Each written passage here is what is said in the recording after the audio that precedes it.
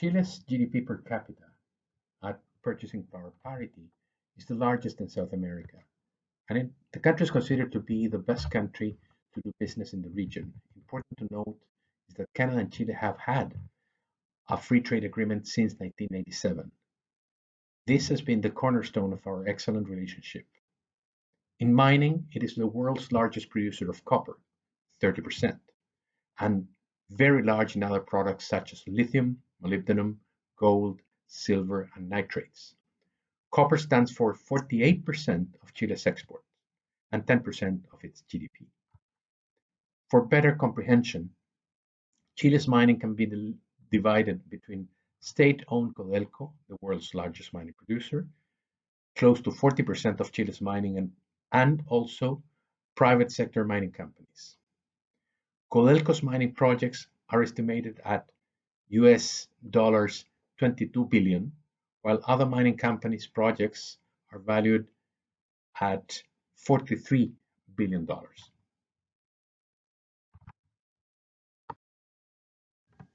Canada is the largest foreign investor in Chile's mining sector, with an estimated value of investment that goes between 19 billion and 36 billion, this depending on the source.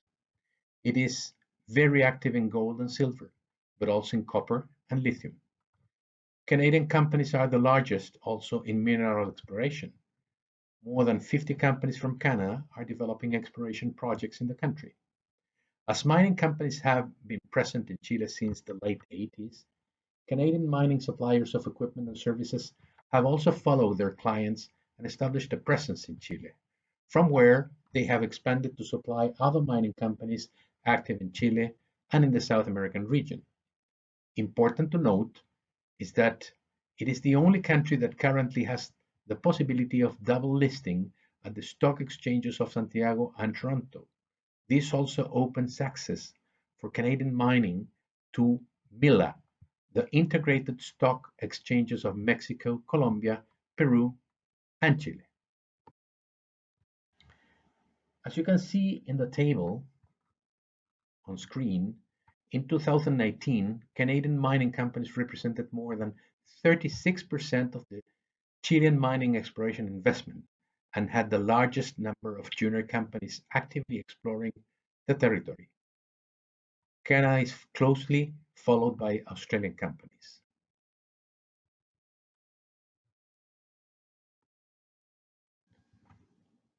Copper, representing 54% of the total, is by far the mineral demanded by exploration companies, followed by gold with 25%. The exploration project status shows that 35% of the total invested in exploration was on grassroots projects, while 42% is considered to be projects follow-up.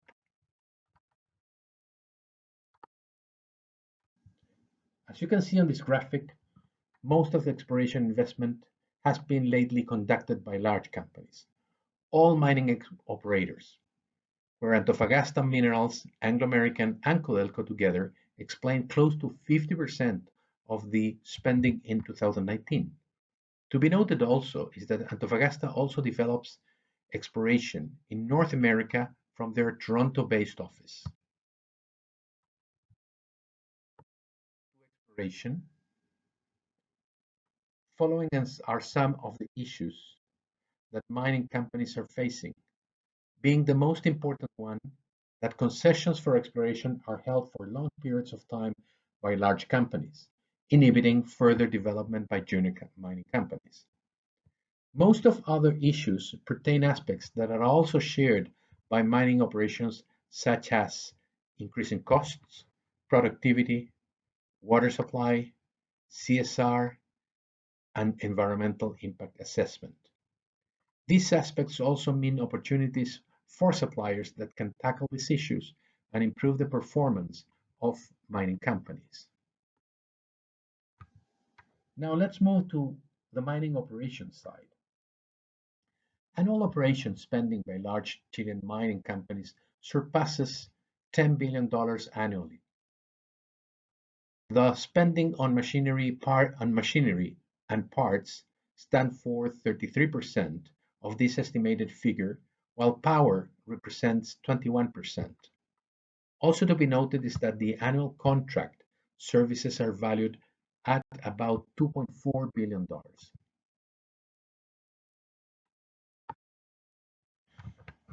But Chile's mining is moving forward to maintain and in some cases increase its share of minerals and metals production. Therefore, the current estimate of mining projects from the present to the year 2029 is US 74 billion. There are various mining projects at different stages of development. I want to show you only five of a much larger total, but these are at early stages for defining the suppliers that will help the development of their projects. Please note that if you are interested in learning who are the key contacts of these projects, I can deliver that information directly to you upon your request. The first project that I want to visit is Collahuasi's mine expansion. Collahuasi is a large copper operation owned by Glencore and Anglo American. This project is valued at $3 billion US and aimed at increasing its processing plant capacity from 170,000 tons per day to 210,000 tons per day. For this purpose, the company requires equipment as listed on the slide and to define technologies. Collahuasi will release equipment RFQs and subcontractor bid documents between the second quarter of 2001 and the fourth quarter of this current year. The kickoff of construction is expected for October 2021. The next project to revise is Nueva Unión. This is a grassroots project owned by Newman Gold Corp and Teck, with an estimated investment of $7.2 billion US to develop two mines, one copper molybdenum and another gold silver, but with one processing facility and one infrastructure for both operations. It's a very complex operation. The details also include seawater desalination plant and a port terminal. The requirement details are listed on the screen. As indicated on the schedule, the company expects to complete the project by the first quarter of 2024.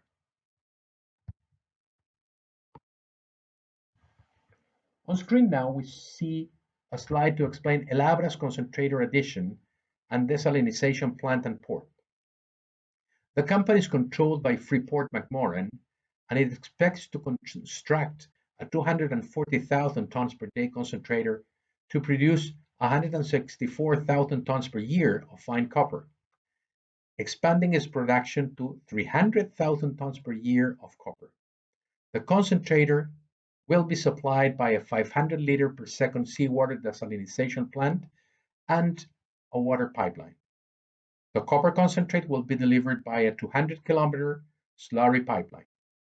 This project considers $6 billion of US dollars investment. It will require the equipment and facilities mentioned in the slide, and El Abra expects to kick off construction by the second quarter of 2023 to complete the project by December 2026. The next slide shows Radomiro Tomic Mines project, Sulfides 2 Copper Concentrator Addition. This is a project to be developed by state-owned mining company Codelco. It considers an investment of $2.16 billion. The current copper concentrate plant produces 318,255 tons per year, and the plan is to install an additional 100,000 tons per day copper concentrator. The requirements are listed on the slide and imply that Codelco expects to advance with engineering specifications and releases of equipment RFQs and subcontractors bid documents by the end of the first quarter of this year. Codelco expects that the construction kickoff should be set for the first quarter of 2022 and to complete the project by the second quarter of 2024.